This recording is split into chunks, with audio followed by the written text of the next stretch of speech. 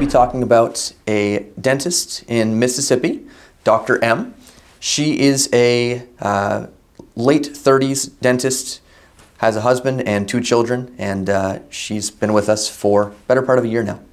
So when Dr. M initially came to us, they had a couple of problems.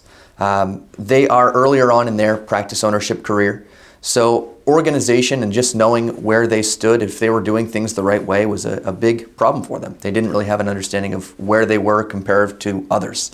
Her husband is actually involved in purchasing a practice as well, so really setting some targets and knowing that they are financially able to expand and buy into another business was very important for them as well. With their scene, we really created a lot of structure. They, to this point, again, being earlier on in their careers, had not saved a tremendous amount, very concentrated net worth once more in their home, in their business, and not much beyond that. So we created some structure to continue to save beyond the practice, to position them in a capacity where if they do decide to expand, they can do that as they look to the future.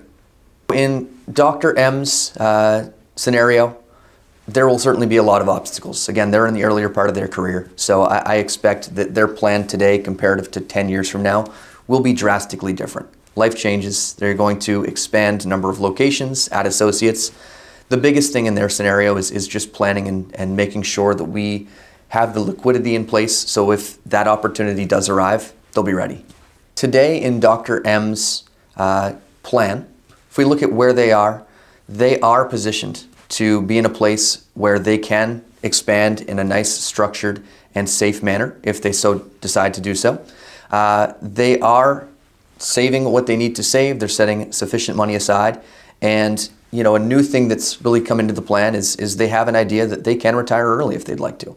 With what they're saving, with how the business is operating, they will likely have the ability to retire by 50 if they so choose to, which is a very freeing thing to certainly have. I am fully confident that if Dr. M stays with the plan, they will absolutely be in a position where if they choose to expand, they will be able to do so in a very organized and efficient manner.